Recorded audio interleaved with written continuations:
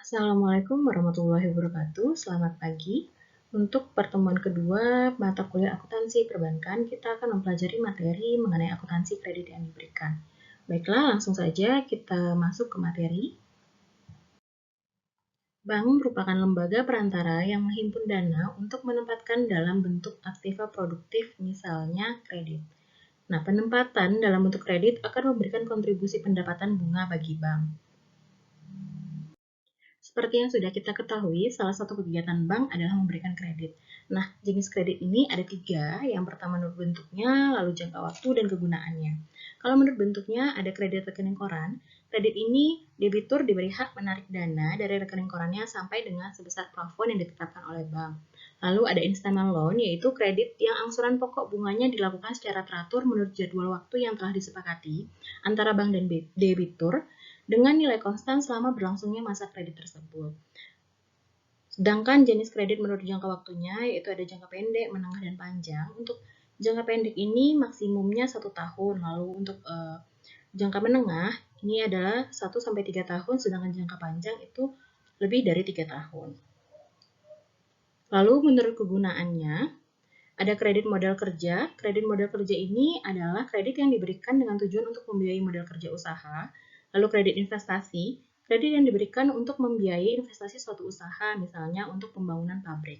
Lalu kredit konsumsi ini, atau biasanya disebut juga dengan personal loan, itu kredit yang diberikan untuk keperluan konsumsi, misalnya kredit pemilikan rumah. Sebelum mempelajari mengenai pencatatan kredit, ada baiknya kita merefresh kembali materi mengenai pembungaan kredit. Materi pembungaan kredit ini sebenarnya sudah dipelajari di mata kuliah Matematika, Keuangan, Ekonomi, dan Bisnis. Kita akan merefresh sedikit. Jadi, pembungaan kredit ada 4. Yang pertama effective rate, yaitu pembayaran anuitas. Ini dilakukan pada selang waktu yang teratur dalam jumlah yang sama atau tetap. Nah, dengan metode ini, nominal angsuran bunga untuk setiap periode atau bulan akan menurun, sedangkan angsuran pokoknya akan meningkat. Lalu yang kedua, sliding rate, yaitu angsuran pokok diperhitungkan tetap setiap angsuran, sedangkan bunga yang diperhitungkan menurun sejalan berkurangnya sisa kredit. Maka total angsuran pokok dan bunga adalah semakin menurun selama periode angsuran. Yang ketiga, yaitu flat rate, yaitu perhitungan bunga dengan flat rate didasarkan pada perhitungan bunga secara prorata sesuai dengan jangka waktu kredit dan nominal kredit. Untuk pembayaran anuitas ada 2 metode, yaitu anuitas pembayaran pada setiap akhir periode angsuran dan angsuran kredit diterima untuk setiap awal bulan. Rumusnya dapat terlihat pada slide berikut. Nah, untuk kredit dengan pos memorando, ini umumnya untuk kredit tunai, maksudnya kredit yang direalisasikan dalam bentuk uang. Selanjutnya, sliding rate. Rumusnya juga dapat terlihat pada slide. Jika terlalu cepat bisa di-pause. Kita lanjutkan ke flat rate. Nah, berikut adalah rumus untuk flat rate. Serta yang terakhir adalah rumus untuk konversi bunga flat ke bunga efektif. Selanjutnya, kita masuk pada materi akuntansi perkreditan. Jadi, kredit ini adalah penyediaan uang berdasarkan kesepakatan pinjam-meminjam.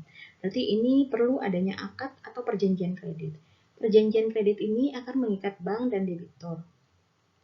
Nah, komitmen kredit ini merupakan transaksi off balance, yaitu transaksi yang belum mempengaruhi neraca maupun laba rugi, namun potensial untuk mempengaruhinya bila komitmen tersebut sudah direalisasikan. Jadi, komitmen ini ketika belum terjadi transaksinya atau belum direalisasikan, ini hanya bersifat administratif saja. Oleh karena itu, transaksi ini harus dicatat dalam rekening administratif kelompok komitmen kewajiban.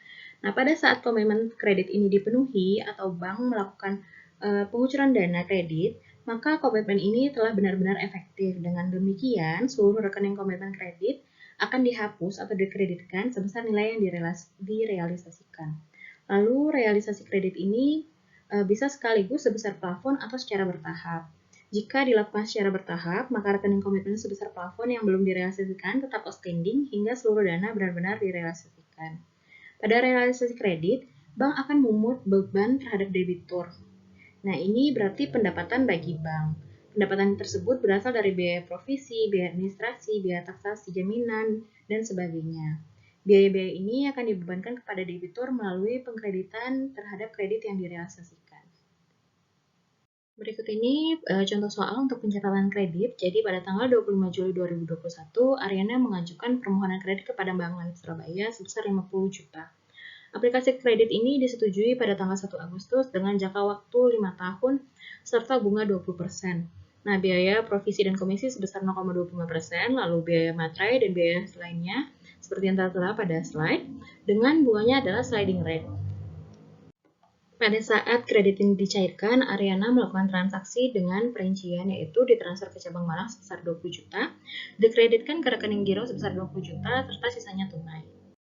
Nah, berikut ini pencatatan transaksi untuk kredit yang dicairkan, serta ketika terjadi angsuran pokok dan bunga. Jadi pada tanggal 1 Agustus, yaitu kreditnya dicairkan sebesar 500 juta. Nah, lalu ada juga transfer ke cabang Malang dan sebagainya.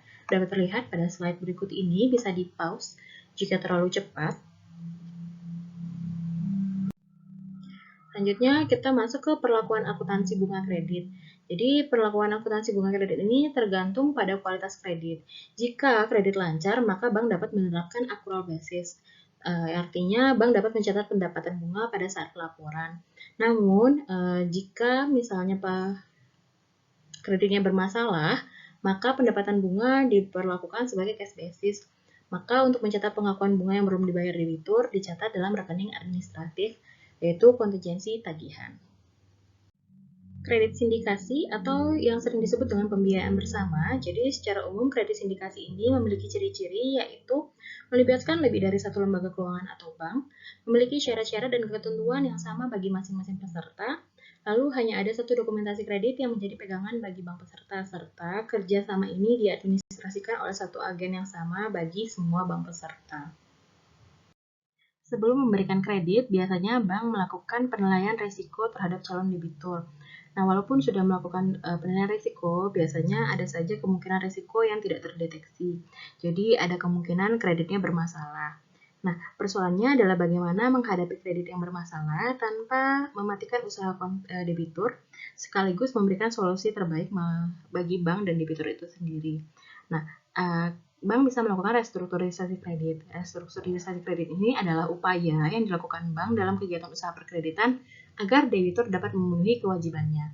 Nah, dapat dilakukan melalui penurunan suku bunga, perpanjangan waktu kredit, pengurangan tunggakan bunga kredit, dan sebagainya. Dengan demikian, usaha restrukturisasi ini bisa dilakukan salah satu maupun kombinasi dari cara yang ada. Berikut ini adalah tugas individu untuk pertemuan 3. Jadi, mahasiswa diminta membuat resume mengenai kredit sindikasi, serta restrukturisasi kredit, beserta perlakuan akuntansinya. Nah, ketentuan tugas, jadi tugas ini diketik dalam format PPT atau PowerPoint. Filenya diunggah ke Google Drive, lalu link Google Drive yang dikumpulkan pada si Pejar. Seperti biasa, jangan lupa untuk membuka link sharing Google Drive-nya.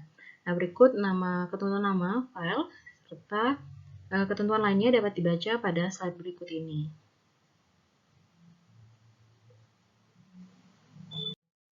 Oke, sekian untuk materi kita pada pertemuan minggu ini. Terima kasih sudah menonton video dan mengakses materi yang ada di Sibejar. Teman-teman mahasiswa dapat mengakses materi lainnya dengan browsing di internet maupun jurnal, artikel, serta e-book yang tersedia di internet. Saya akhiri untuk pertemuan minggu ini. Terima kasih. Assalamualaikum warahmatullahi wabarakatuh.